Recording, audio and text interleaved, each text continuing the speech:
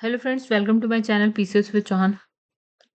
दोस्तों, मेरा नाम है कीरत चौहान और गाइस यहाँ पे हम लोग कर रहे हैं जो लूसेंट की जीके की बुक है। उसमें अभी फ़िलहाल हमारा चल रहा है हिस्ट्री। तो हिस्ट्री में देखिए हम चैप्टर नंबर 15 यानी कि मौर्य साम्राज्य तक कर चुके हैं और आगे का हम यहाँ पे अब स्टार्ट करेंगे। ठीक है, आगे का अब हम देखेंगे यहाँ पे दोस्तों। चलिए आगे बढ़ते हैं अब हम लोग। तो हम पहुँच जाते हैं पेज नंबर 15 पे। तो गाइस अगर मेरी वीडियो अच्छी लगती हो, आपको मेरा पढ़ाया हुआ अच्छा लगे तो प्लीज़ वीडियो को लाइक करिएगा और चैनल को आपने अभी तक सब्सक्राइब नहीं किया है गाइस तो चैनल को सब्सक्राइब करिएगा। गाइस अगर आप प्री की बात करते हैं तो मुझे लगता है कि लूसेंट एक अच्छी बुक है। लूसेंट के देखिए आपको गिन के 2-3 बुक्स अगर बड़े एग्ज़ाम के लिए पढ़ना है, अगर वनडे एग्ज़ाम के लिए पढ़ना है आप लूसेंट से काम चला सकते हैं। और अगर आप इससे थोड़ा-सा ऊपर जैसे पीसीएस की बात मैं करूँ तो लूसेंट के साथ आप घटना चक्र पढ़िए। प्री आपका निकल जाएगा। और अगर मेंस के लिए आप जाते हैं तो आप दृष्टि आईएएस की कोई बुक उठा ली मतलब दृष्टि आईएएस की जो क्विक बुक है उसे उठा लीजिए, इतने में आपका काम चल जाएगा। बाकी आपको इन सब की वीडियोज़ देखनी है तो आपको मेरे चैनल की प्लेलिस्ट में सारी वीडियोज़ मिल जाएँगी गाइज़, तो आप देख सकते हैं, ठीक है। और अगर पसंद आए तो वीडियो को लाइक करिएगा और चैनल को सब्सक्राइब ज़रूर करिएगा, ठीक है। अब चैप्टर नंबर 16 यहाँ पे हम स्टार्ट कर रहे हैं जो कि है ब्राह्मण साम्राज्य, राइट? तो एक चीज़ और देख लेते हैं, कितना बड़ा चैप्टर है। तो ये चैप्टर नंबर 16 छोटा-सा है, 17 आएगा। भारत के यवन राज्य है, फिर उसके बाद हम शक की बात कर लेंगे, यहाँ पे कुषाण है। छोटे-छोटे चैप्टर हैं, देखते हैं हम इस वीडियो में कितना कवर कर सकते हैं। देखिए ब्राह्मण साम्राज्य की यहाँ पे अगर हम बात करें, तो देखिए यहाँ पे क्या लिखा है, यहाँ लिखा है शुंग और क्या है कर्ण राजवंश, ठीक है। तो देखिए पुष्यमित्र शुंग की बात करते हैं, ठीक है। पुष्यमित्र शुंग इसने क्या किया था, मगध पर क्या होता है शुंग वंश की नींव या स्थापना करी, ठीक है। कौन सी जाति का था, ब्राह्मण जाति। तो आपको एक नाम याद रखना है पुष्यमित्र शुंग, ठीक है। तो इसने अपनी राजधानी कहाँ स्थापित करी, विदिशा में इसकी राजधानी थी, ठीक है। अब देखिए क्या होता है, इंडो यूनानी शासक है जिसका नाम है मिनांडर। क्या है, मिनांडर। वो क्या होता है, पुष्यमित्र शुंग ने क्या करा, पराजित किया है। चलिए ये भी इम्पोर्टेंट लाइन है, ठीक है। अब सुंग ये जो पुष्यमित्र शुंग है इन्होंने क्या करा है, देखिए इंपॉर्टेंट बात हो जाती है कि ये इन्होंने 2 बार अश्वमेध यज्ञ करवाया है। और किस मतलब पतंजलि ने क्या करा है कि जो होता है ना कौन पुरोहित किसने करवाया यज्ञ, तो पतंजलि ने करवाया, ठीक है। एक है स्तूप है जिसका नाम है भरहुत स्तूप, तो इसका निर्माण किसने करवाया है, पुष्यमित्र शुंग, ठीक है। अच्छा शुंग वंश की हम यहाँ पे हम बात करें तो देखिए यहाँ पे 2 वंशों की बात हो रही है, शुंग और एक बात होगी आगे कर्ण वंश की। तो हम यहाँ पे शुंग की बात करें, एक नाम पुष्यमित्र शुंग पढ़ लिया हमने जो सबसे स्टार्टिंग का है, स्थापना जिसने करी है, ठीक है। फिर हम एक हमें पता होता है अंतिम भी इम्पोर्टेंट होता है, तो अंतिम कौन था, देवभूति थी। अच्छा क्यों अंतिम इम्पोर्टेंट होता है कि भैया इसको मारेंगे, इसे कोई मारेगा और नए वंश की स्थापना करेगा। तो क्या होता है 73 बीसी में क्या होता है, वासुदेव ने इसकी हत्या कर दी, किसकी, देवभूति जो सबसे लास्ट शासक था, ठीक है। और मगध की गद्दी पे कौन-सा वंश आ जाता है, मतलब कर्ण वंश आ जाता है, ठीक है, कर्ण वंश आ जाता है। तो इसका जो अंतिम राजा था, वो कौन है, सुशर्मा। मतलब यहाँ पे हमने 2 वंशों की बात कर ली, शुंग वंश और क्या है, कर्ण वंश की बात कर ली। तो भाई शुंग वंश में आपने 2 नाम पढ़े, बहुत इंपॉर्टेंट थे। जो पहला था ये पुष्यमित्र शुंग और जो लास्ट में जो मरा है उसके बाद कर्ण वंश आया, तो ये है देवभूति, राइट। तो ये वंश लाने के लिए कौन जिम्मेदार रहा या कौन था जिसकी वजह से वंश आया, वासुदेव। और सबसे लास्ट इस वंश का शासक कौन रहा, तो सुशर्मा, ठीक है। अब तीसरा वंश आता है सातवाहन राजवंश, राइट। अच्छा हम ये सब देखने गए, ये सब ब्राह्मण साम्राज्य में आते हैं, ठीक है। तो सातवाहन की बात कर लेते हैं, तो एक बंदा है जिसका नाम है सिमुक, राइट। क्या नाम है गाइस, सिमुक। सिमुक ने क्या किया 60 बीसी में, ये जो सबसे लास्ट वाला है सुशर्मा, इसकी मृत्यु कर मतलब उसे मार डाला, ठीक है, इस बंदे को मार डाला। और अब कौन से वंश की स्थापना हो गई, तो सातवाहन वंश की स्थापना हो गई। तो इन्होंने जो है सातवाहन जो, अच्छा इसे ही हम बोलते हैं आर्य वंश भी बोलते हैं, राइट। इन्होंने अपनी राजधानी कहाँ बनाई, प्रतिष्ठान तो अपनी राजधानी बनाई कहाँ है, गोदावरी नदी के किनारे, ठीक है। एक मिनट दोस्तों, चलो। तो इससे पहले वाले में हमने देखा तो इन्होंने अपनी राजधानी किसे बनाई थी, जो शुंग वंश वाले थे वो थे आपकी विदिशा को बनाई थी। लेकिन जब सातवाहन आते हैं तो इन्होंने क्या है, प्रतिष्ठान गोदावरी नदी के पास है, इसे बने, ठीक है। तो ये कहाँ पे है, अभी हम बात करें तो महाराष्ट्र के औरंगाबाद जिले में है, राइट, ठीक है। तो इसके जो अगर हम प्रमुख शासकों की बात करें तो गाइस देखिए, ये शासक क्यों इंपॉर्टेंट है, नाम इंपॉर्टेंट है, ठीक है। जैसे सबसे पहला बंदा तो यही हो गया सिमुक, दूसरा बंदा है सातकर्णी, तीसरे बंदे का नाम लिखा है गौतमी पुत्र सातकर्णी, शतकर्णी सॉरी। फिर है वशिष्ठी पुत्र, एक हो गया पुलुवामी, एक हो गया यज्ञश्री सातकर्णी। ये नाम इंपॉर्टेंट है, याद रखिएगा। लाइन से याद कर लीजिएगा, 4-5 बार पढ़ेंगे याद हो जाएगा, ठीक है। अब क्या होगा, जो सबसे पहले ये वाला सिमुक की बात हो गई, इसने स्थापना करी। दूसरा है सातकर्णी की, अगर हम बात करें, इसने 2 अश्वमेध और एक क्या है राजस्व यज्ञ करवाया, ठीक है। अब इसमें लिखा है कि उस समय जो प्रसिद्ध साहित्यकार थे, वो क्या है, इसमें लिखा है हाल एवं क्या है गुणाद, ये थे, ठीक है। हाल ने क्या है, अब सुनिए, हाल ने गाथा सप्तशती, और जो ये वाले थे गुणाद, इन्होंने क्या है बृहत कथा, तो ये पुस्तकें लिखी हैं। तो मतलब यहाँ 2 बंदों की नाम नाम आते हैं, जो साहित्यकार थे हाल, और इन्होंने क्या लिखा है, गाथा सप्तशती, और ये है गुणाद, इनकी है वृहत कथा, ठीक है, ये पुस्तक है। अब देखिए सातवाहन जब वंश चल रहा था, तो वहाँ पे चांदी, तांबा, शीशा, सबसे ज़्यादा शीशा, ठीक है, ये है प्रोटीन, और यहाँ पे कांसे, तो ये सारी मुद्राएँ चल रही थी। ये चांदी, तांबा, शीशा, प्रोटीन और कांसे, ठीक है, और उसमें भी सबसे ज़्यादा शीशा, ठीक है। फिर सातवाहन अपना सिक्का ढलाने में जिन शीशे का इस्तेमाल करते थे, उसे वो कहाँ से मंगवाते थे? रोम से मंगवाते थे, ठीक है। और फिर ब्राह्मणों को भूमि अनुदान, देखिए क्या होता था, ब्राह्मणों को भूमि अनुदान दी जाती थी। तो ये जो है ना, इसका आरंभ किसने किया? सातवाहन शासकों ने किया सबसे पहले, ठीक है। अब यहाँ पे हम अगर बात करें, तो इसका आपको सबसे पहले जो साक्ष्य मिलता है, वो नानाघाट अभिलेख से मिलता है। यहाँ पे लिखा है जो है अ जो प्रथम शताब्दी ईसा पूर्व वहाँ पे मिलता है, और यहाँ पे नानाघाट अभिलेख से मिलता है, राइट। तो जिसमें क्या है, अश्वमेध याग में क्या है, एक गांव दान देने की बात हुई। भूमि दान में एक गांव भी आप दान दे दिया, तो ये सबसे पहला प्रमाण यही मिल रहा है, ठीक है। अच्छा अच्छा, हम सातवाहनों की भाषा की बात करें, तो प्राकृत प्राकृत भाषा थी, और लिपि इनकी क्या थी ब्राह्मी लिपि थी, ठीक है। अगर आप बात करें, तो यहाँ पे लिखा है जो सातवाहन है में क्या है, मात्र तंत्रात्मक ढांचे का क्या मिलता है यहाँ पे, सॉरी, आपको कैसा लगता है? मात्र तंत्रात्मक ढांचा जैसा आपको लगता है, क्यों? क्योंकि जो पुत्र होते थे, पुत्र से पहले उनकी माँ का नाम आप देख रहे होंगे, जैसे गौतमी पुत्र सातकर्णी, राइट। तो गौतमी गौतमी उनकी माँ का नाम हो गया, सातकर्णी उनका नाम हो गया, बच्चे का नाम हो गया। तो आपको ऐसा नाम देखने को मिलेगा, तो आपको लगेगा यार मातृ तंत्रात्मक हो सकता है वहाँ का समाज, ठीक है। जैसे यहाँ पे लिखा भी है, गौतमी पुत्र सातकर्णी था, वशिष्ठी पुत्र, ये हो गए ऐसे करके। लेकिन अगर आप राजकुल की बात करें, तो पितृतंत्र ही आपको देखने को मिलता है, क्यों? क्योंकि जो है ना, उत्तराधिकारी क्या होता था, पुत्र ही होता था, ठीक है। माता के नाम के आगे मतलब पहले पुत्र के नाम के आगे माता का नाम है, इसलिए मातृतंत्रात्मक भी देखने को मिल सकता है, लेकिन राजकुल की बात करें तो पितृतंत्रात्मक, ठीक है। सातवाहन शासकों ने क्या है, ग्रामीण क्षेत्रों में प्रशासन का काम किसको, गौल्मिक को सौंपा हुआ था, ठीक है। ये क्या है, एक सैनिक टुकड़ी का प्रधान होता है, जिसके पास क्या क्या होते हैं, 9 रथ होते हैं, 9 हाथी, 25 घोड़े, फिर है 45 क्या है, पैदल सैनिक होते हैं। किसके पास? इसके पास क्या नाम है, गौल्मिक बोलते थे, ठीक है। इनकी ये क्या है, सैनिक टुकड़ी का प्रधान होता था। अच्छा, सातवाहनों की महत्वपूर्ण स्थापत्य कृतियों की अगर हम बात कर लें, तो कौन कौन सी होती है, मतलब क्या महत्वपूर्ण था उस समय स्थापित कृतियों में, क्या-क्या है? जैसे कि आपने यहाँ पे है काले का चैत्य इम्पोर्टेंट, अजंता एलोरा की गुफाओं का निर्माण हुआ है, फिर है अमरावती कला का विकास हुआ है, ये सारी। और यहाँ पे लिखा है सातकर्णी और अन्य सभी जो सातवाहन शासक हैं, वो क्या है, दक्षिणापथ के स्वामी कहे जाते थे, ठीक है, ये बात हो गई।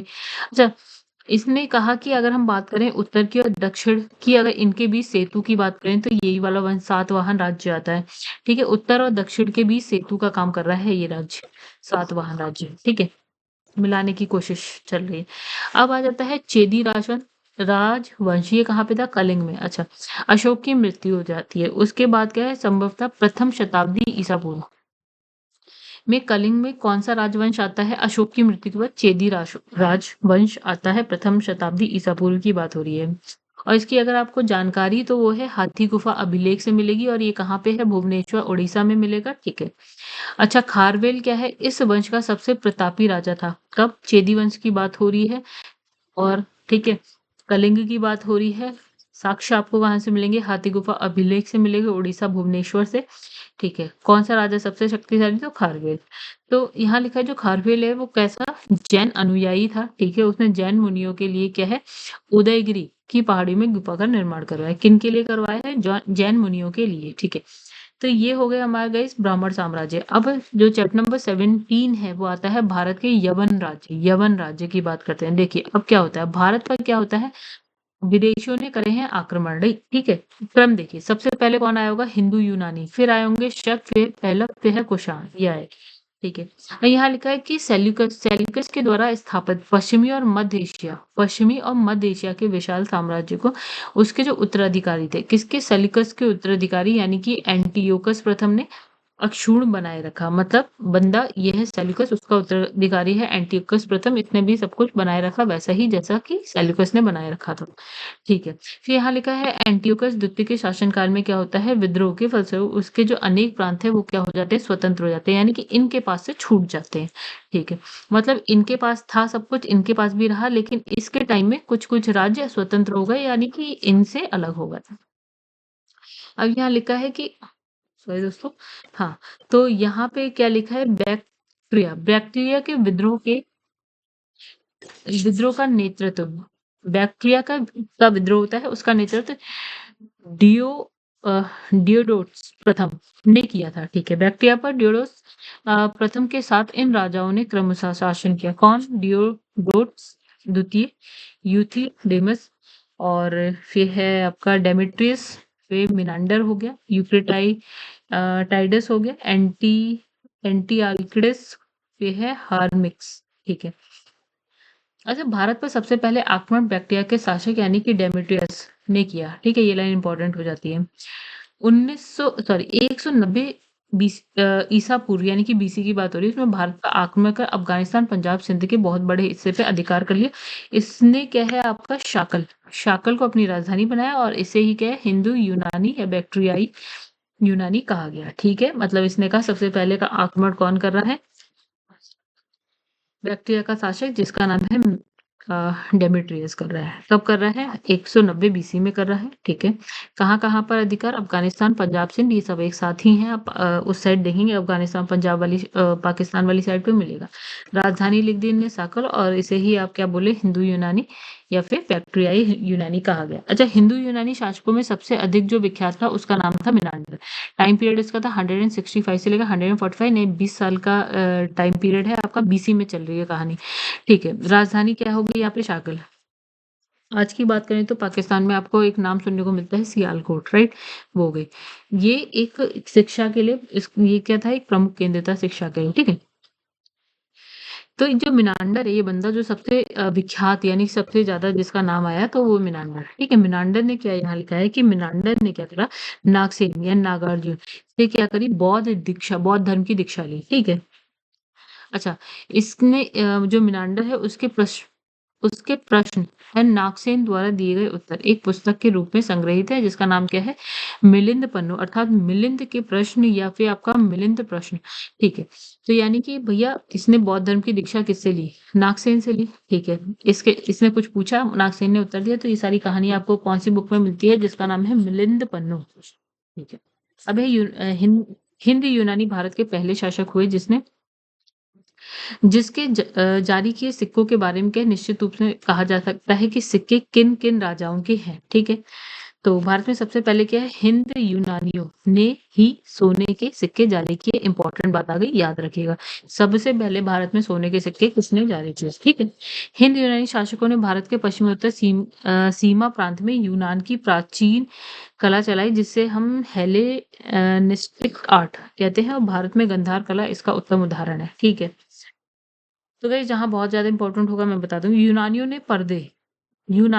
पर्दे का प्रचलन आरंभ कर भारतीय नाट्य कला के विकास में क्या है, योगदान दिया। चूंकि पर्दा यूनानियों की देन था, इसलिए वह यवनिका के नाम से प्रसिद्ध हुआ, ठीक है। तो ऐसा अभी बहुत ज़्यादा कुछ इम्पोर्टेंट सा लगा नहीं, आगे बढ़ते हैं। हाँ, ओके, ये तो खत्म हो गई कहानी। शक पे आ जाते हैं, ठीक है। देखिए यूनानियों, अभी हमने देखा कौन आया पहले, फिर उसके बाद कौन आया, ऐसा करके। तो देखिए हिंद यूनान, फिर आता है शक, ठीक है, पहला कुषाण आएगा फिर, ठीक है। तो शक देखिए गाइस, यूनानियों के बाद शक आए, ठीक है। यूनानी जो बाहर से आए थे उसके बाद कौन आया, भारत में शक आए, ठीक है। शकों की 5 शाखाएं थी, और हर शाखा की राजधानी भारत और अफगानिस्तान में अलग अलग भागों में थी, और इनकी कितनी शाखाएं रही, 5, ठीक है? तो पाँचों की राजधानी जो है अलग-अलग रही, ठीक है? 1, 2, 3, 4 सबकी भारत और अफ़गानिस्तान में अलग-अलग राजधानियाँ रहीं। पहली शाखा में ने जो है अफ़गानिस्तान, दूसरी शाखा ने पंजाब और इसकी जो राजधानी थी तक्षशिला थी, ठीक है? तीसरी शाखा मथुरा, चौथी शाखा पश्चिमी भारत और पाँचवीं शाखा जो है आपका ऊपरी दक्कन पर स्थापित हुई, ठीक है? प्रथम शाखा प्रथम जो शक राजा था क्या मो था, ठीक है? शक मूलतः क्या है मध्य एशिया के निवासी थे और क्या है चारागाह की खोज में भारत आए। मतलब मध्य एशिया का है जब आज आप देखते होंगे ना ये उज़्बेकिस्तान, कज़ाकिस्तान वाला जो एरिया है, वो वाला है। वो है मिडल ईस्ट राइट? और इनने कहा कि ये क्या थे भई जैसे अपने पशुओं को लेके जा रहे हैं, जहाँ उन्हें चारा मिला है वहाँ थोड़ी देर रुक जा रहे हैं, खत्म हो जा रहा है, फिर आगे बढ़ जा रहे हैं। तो ऐसे करते-करते ये भारत आ गए। 58 बीसी में क्या है उज्जैन ये मिलेगा आपको मध्य प्रदेश। उज्जैन के एक स्थानीय राजा ने क्या है शकों को पराजित करके जो है बाहर खदेड़ दिया यानी बाहर भेज दिया। विक्रमादित्य की उपाधि धारण की। मतलब जो भी उज्जैन का राजा था जिन्होंने इसे बाहर निकाल दिया उनको क्या मिल गई उपाधि मिली है विक्रमादित्य की राइट। शकों का विजय के उपलक्ष्य में क्या होता है 58 बीसी से क्या है एक नया संवत कौन सा विक्रम संवत के नाम से प्रारंभ हुआ। मतलब जो शक भारत में आए थे जब उनको पराजित करके मतलब एक राजा के द्वारा पराजित किए गए, ये बाहर चले गए, तो तभी से हमने एक और संवत देखा 58 बीसी का से एक नया संवत जिसका नाम है विक्रम संवत, ठीक है? विक्रमादित्य की उपाधि विक्रम संवत याद रखिएगा। उसी समय से क्या है विक्रमादित्य के एक लोकप्रिय मतलब विक्रमादित्य एक लोकप्रिय क्या बन जाती है उपाधि और क्या होता है जिसकी संख्या भारतीय इतिहास में 14 तक पहुंच गई, ठीक है? गुप्त साम्राज्य चंद्रगुप्त द्वितीय सबसे अधिक विख्यात क्या है विक्रमादित्य था। ये उपाधि बन गई, ठीक है? क्या विक्रमादित्य उपाधि बन गई। तो सबसे विख्यात जो क्या बोलते हैं विक्रमादित्य था, वो थे आपके चंद्रगुप्त द्वितीय, ठीक है? शकों की अन्य शाखाओं की तुलना में जो पश्चिम भारत में प्रभुत्व स्थापित करने वाली शाखा ने सबसे लंबे अरसे तक शासन किया। कुछ इंपॉर्टेंट नहीं है, गुजरात में चल रहे समुद्री व्यापार से यह शाखा काफी लाभान्वित हुई और भारी संख्या में चांदी के सिक्के जारी किए। तो ये बस याद रखिएगा इन्होंने क्या करा चांदी के सिक्के बहुत बड़ी संख्या में जारी किए, ठीक है? सबसे प्रतापी शासक की अगर हम बात करें तो ये भैया इंपॉर्टेंट नाम आ जाता है रुद्रदामन प्रथम शकों में, ठीक है? शासन इन्होंने कब किया? अब ये ईस्वी में आ गए 130 से 150 ईस्वी यानी कि कुछ 20 साल। गुजरात के बड़े भाग पर किया। कहाँ पे किया भैया? गुजरात। ठीक है। इसने काठियावाड़ कहाँ पे है? गुजरात में। काठियावाड़ की अर्ध शुष्क जो सुदर्शन झील है। अच्छा सुदर्शन झील के बारे में आप बहुत पढ़ेंगे। ठीक है, ये मौर्य द्वारा निर्मित हो गई, तो इसका क्या करा जीर्णोद्धार किया मतलब टूट-फूट या कुछ खराब हो गई होगी तो उसको ठीक किया और ठीक करवाया। कौन बंदा है? ये है आपका रुद्रदामन प्रथम ने करवाया है। तो गाइस अब देखिए एक मैं बहुत इंपॉर्टेंट सी बात बताती हूँ कि रुद्रदामन प्रथम के बारे में कहानी क्या-क्या चलती है। तो देखिए कहाँ पे है? ये गुजरात में है, ठीक है। शक राजा है, ठीक है, काठियावाड़ में रह रहा है।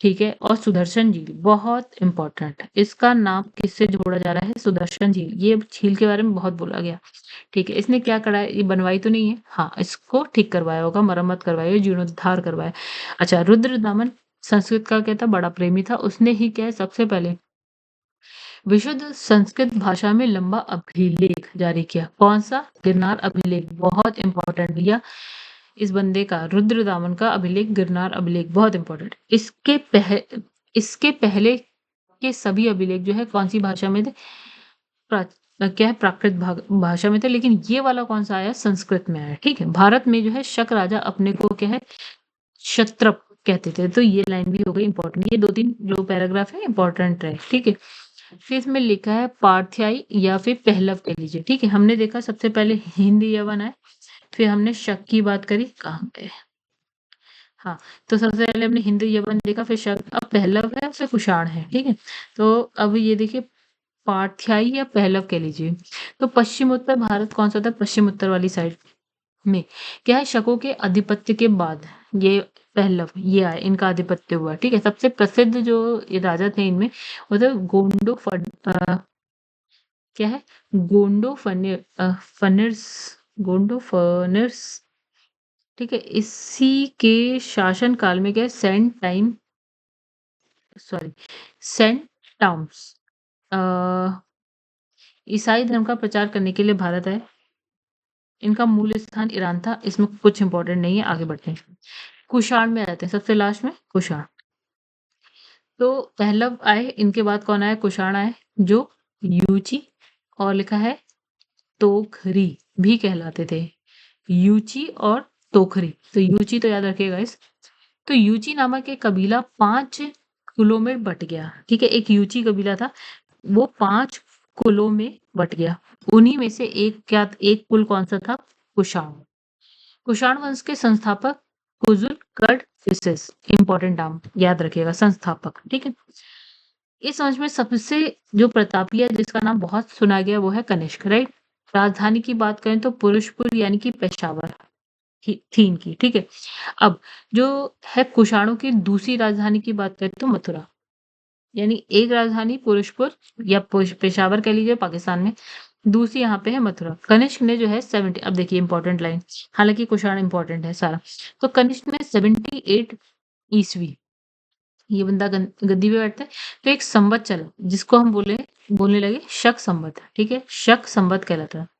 ठीक है, 158 वाला 2 संवत यहाँ पे हमने पढ़ लिया गाइस। ये तो शक संवत हो गया। तो एक कौन सा था अभी 58 वाला?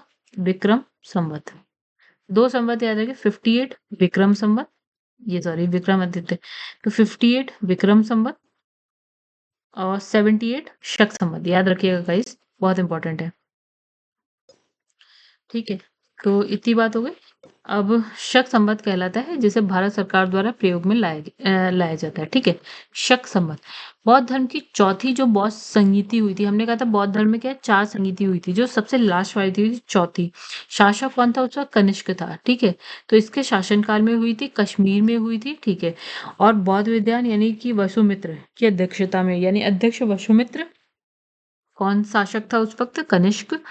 और कहाँ पे हुई थी? कश्मीर में कुंडल वन में हुई थी गाइस। कहाँ पे? कश्मीर कुंडल वन में हुई थी और चौथी हुई थी। ठीक है, कनिष्क बौद्ध धर्म के क्या है, महायान दो या उसमें संप्रदाय में बढ़ जाता है बौद्ध धर्म, हीनयान महायान। तो महायान जो संप्रदाय है उसका अनुयायी था कनिष्क।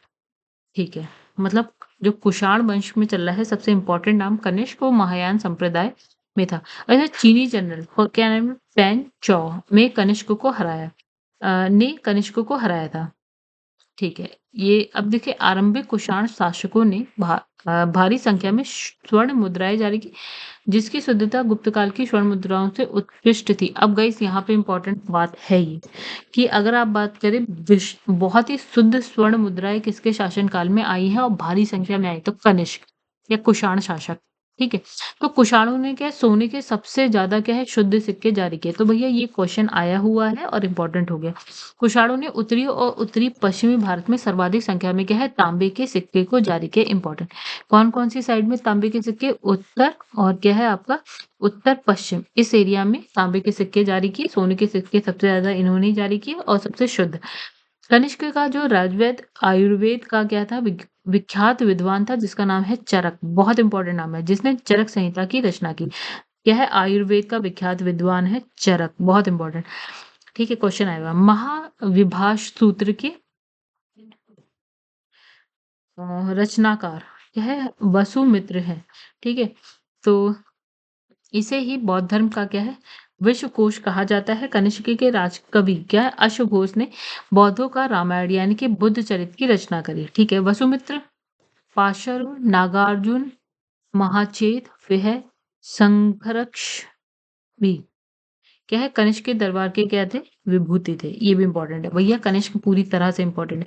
भारत का आइंस्टाइन नागार्जुन को कहा जाता है। इंपॉर्टेंट, इसकी पुस्तक माध्यमिक सूत्र, नागार्जुन ने जो है ने सापेक्षता का सिद्धांत दिया है इसमें, माध्यमिक सूत्र में। ये नागार्जुन की बुक है, बहुत इंपॉर्टेंट। कनिष्क की मृत्यु हो जा रही है 102 ईस्वी में, और कनिष्क जो कुषाण वंश है उसका जो सबसे अंतिम शासक है उसका नाम हो गया आपका वासुदेव, राइट? तो कुषाण राजा देवपुत्र कहलाते थे। क्या कहलाते थे? देवपुत्र। यह उपाधि कुषाणों ने जो है चीनियों से ली थी। ठीक है, तो इतना तो इम्पोर्टेंट हो ही जा रहा है, देवपुत्र कहलाते थे। अब देखिए, ये कनिष्क का सब कुछ इम्पोर्टेंट था। आगे बढ़ते हैं। इसमें गांधार शैली, मथुरा शैली, 2 शैलियाँ हैं गाइस। एक हो गया आपका गांधार शैली, एक हो गया मथुरा शैली। का विकास कनिष्क के शासनकाल में हुआ, बहुत इंपॉर्टेंट। मथुरा संग्रहालय में कुषाण कालीन मूर्तियों का संग्रह अधिक मात्रा में है, मथुरा संग्रहालय में। ठीक है, फिर गांधार कला के लिए तक्षशिला प्रसिद्ध है। ठीक है, अब गांधार के लिए तक्षशिला कहाँ पे? पाकिस्तान में मिलेगा अभी आपको बिल्कुल ऊपर की साइड। रेशम मार्ग पर नियंत्रण रखने वाले शासकों में सबसे प्रसिद्ध कौन हो गए आपके? कुषाण। रेशम मार्ग पर कुषाण हो गए, ठीक है। तो इसमें कुषाण साम्राज्य में मार्गों पर सुरक्षा का प्रबंध था। रेशम मार्ग का आरंभ जो है आपका कनिष्क ने करवाया। किसका? रेशम मार्ग का आरंभ किसने करवाया है? कनिष्क। बहुत इंपॉर्टेंट। रेशम बनाने की तकनीक का आविष्कार सबसे पहले कहाँ हुआ था? चीन।